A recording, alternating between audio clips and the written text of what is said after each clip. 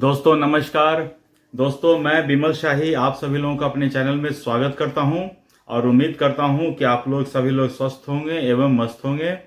सभी राष्ट्रवादियों और सनातनियों से ये निवेदन रहेगा कि आप लोग मेरे चैनल को सब्सक्राइब कर लीजिए और वीडियो को लाइक एवं शेयर भी कीजिए। दोस्तों आज हम लोग बात करेंगे वक्फ बोर्ड के ऊपर जो मोदी सरकार ने संशोधन पिछले अगस्त में लाया था और संशोधन को देखकर सारे विपक्षी दलों में हाहाकार सी मच गई थी और उन्होंने इस जो वक्फ बोर्ड संशोधन बिल है उसको जेपीसी में भेज दिया गया था और भाजपा सरकार ने इसके ऊपर एक जेपीसी का गठन किया सांसद जगदम्बिका पाल के नेतृत्व में और एक जेपीसी कमेटी बनाई गई और उस कमेटी ने विस्तृत चर्चा किया। हर एक जो संशोधन थे उसके ऊपर विस्तृत चर्चा हुआ और चर्चा सिर्फ शांतिपूर्वक चर्चा कभी किसी जेपीसी का मीटिंग में हुआ ही नहीं है।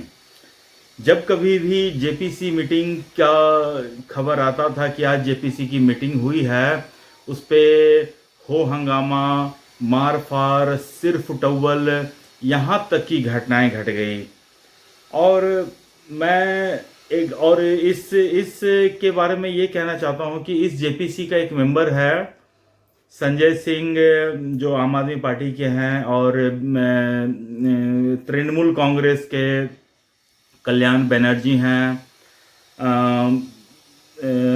अरविंद सावंत हैं उद्धव ठाकरे के पार्टी से, असदुद्दीन ओवैसी के पार्टी के खुद वो हैं ही। तो ये सब सारे लोग जेपीसी के मेंबर थे और इसे मैं इस देश का दुर्भाग्य कहूँगा कि संजय सिंह जैसा टिकट ब्लैकिया को इस देश से का संविधान या फिर जो भी नीति निर्धारण है उसकी कमेटी में उसको रखा जाता है। मैं तो देश की समस्त जनता से ये पूछना चाहता हूँ कि बताइए संजय सिंह को क्या समझ है कि नीति निर्धारण क्या होता है, क्या बोलना चाहिए, क्या नहीं बोलना चाहिए। संजय सिंह को मुझे नहीं लगता है कुछ पता होगा। संजय सिंह एक टिकट ब्लैकिया था और सिर्फ उसकी ज़िंदगी, आधी ज़िंदगी जेल में बीती है। पता नहीं अन्ना आंदोलन में कैसे वो घुस के अपने आप को नेता कहने लगा। और देश का ये दुर्भाग्य है कि ऐसे ही टिकट ब्लैकिया चोर, गुंडे, बदमाश राज्यसभा में भी पहुंचने लगे थे। राज्यसभा तो प्रबुद्ध लोगों का एक जमावड़ा था जहां समाज के मतलब पढ़े लिखे और गुणी लोग वहां जाते थे और किसी भी नीति निर्धारण में अपना बहुमूल्य योगदान देते थे। लेकिन अब देश की विडंबना ऐसी है कि संजय सिंह जैसा आदमी राज्यसभा तक पहुंच गया है और जेपीसी का मेंबर भी बनता है। एनीवेज, तो जेपीसी की जितनी भी मीटिंग हुई उसमें हम लोग न्यूज़ में यही सुनते थे कि आज कल्याण बनर्जी ने बोतल फोड़ दिया, जगदम्बिका पाल के ऊपर अटैक हुआ, उनका सिर फूट गया, जान जाते जाते बची, संजय सिंह हंगामा करता था। तो इस तरह प्रत्येक जेपीसी की मीटिंग में इसी तरह की घटनाएं हुई। मुझे पता नहीं कि किस तरह का वहाँ डिस्कशन चल रहा होगा। फाइनली जेपीसी को शीतकालीन सत्र में इंट्रोड्यूस करना था उसके संशोधनों को, लेकिन अपोजिशन इस चीज़ को बहुत टालना चाहता था। अपोजिशन इस चीज़ को टालने के लिए उन्होंने क्या किया कि लोकसभा में एक रिक्वेस्ट डाला कि इसका जो जेपीसी का जो कार्यकाल है उसे और एक्सटेंड किया जाए और मोदी सरकार ने उसकी विपक्ष की बातों को स्वीकार करते हुए जेपीसी का वो एक्सटेंशन मिल गया।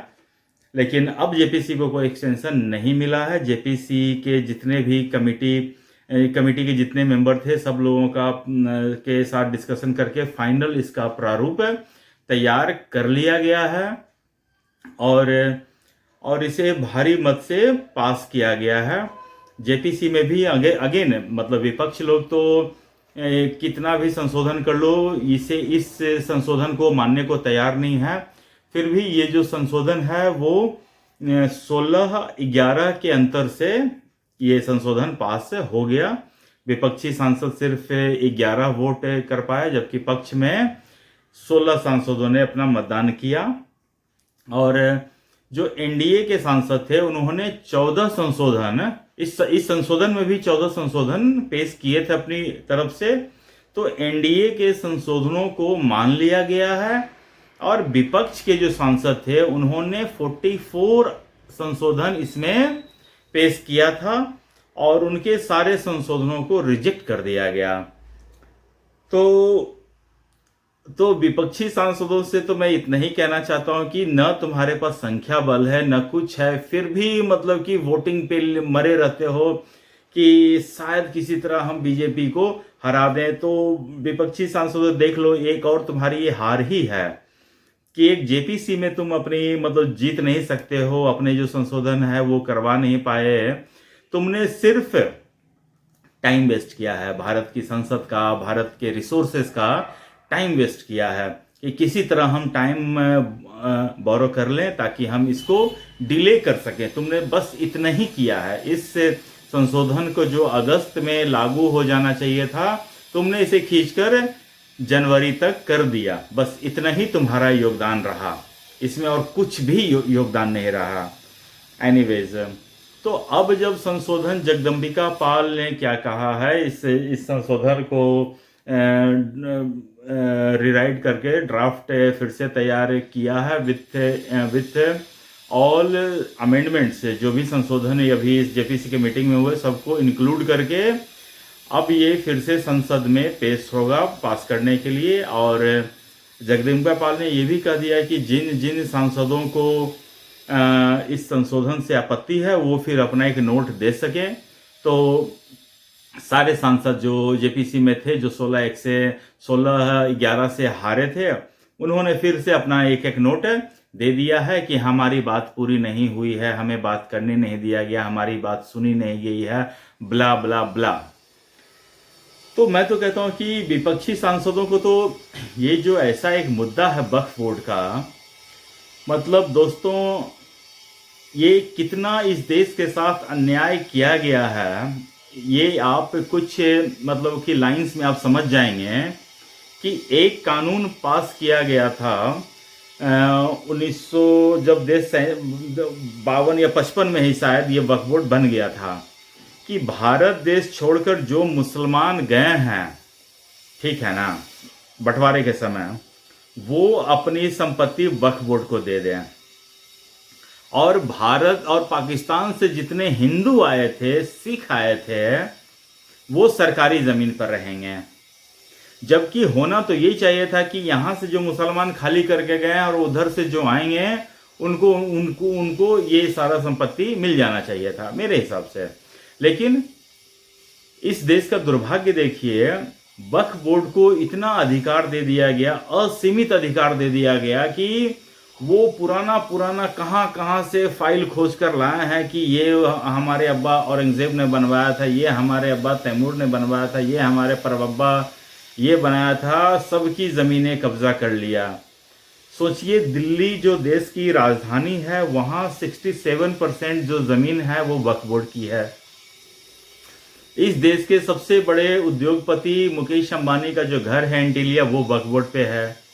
वो सब छोड़िए, जो अभी महाकुंभ हो रहा है प्रयागराज में, उसके ऊपर इन लोगों ने अपनी दावेदारी ठोक दी है कि जो प्रयागराज हो रहा है वो ज़मीन हमारा है। मतलब इन लोगों ने हद कर दिया है। इन लोगों ने इतना तक कह दिया है कि हम जो नई संसद, दिल्ली में जो नई संसद बनी है वो वक्फ बोर्ड पे है और हमें सरकार से किराया मिलना चाहिए। मतलब कि इन लोगों ने एक भूमाफिया का एक ऐसा संगठन बना दिया है, इसके ऊपर नियंत्रण लगना बहुत ज़रूरी है। अदरवाइज आप समझ सकते हैं कि भारतीय आर्मी, इंडियन आर्मी और इंडियन रेलवे के बाद सबसे ज़्यादा प्रॉपर्टी वक्फ बोर्ड के पास है। सोचिए, 1947 में भारत में मुसलमानों की आबादी थी ही कितनी, वो लोग छोड़कर जो गए उनकी संपत्ति वक्फ बोर्ड के पास आई। चलिए ठीक है, यहाँ तक ठीक है। उसके बाद इतनी संपत्ति उन लोगों ने कहाँ से अर्जित की है?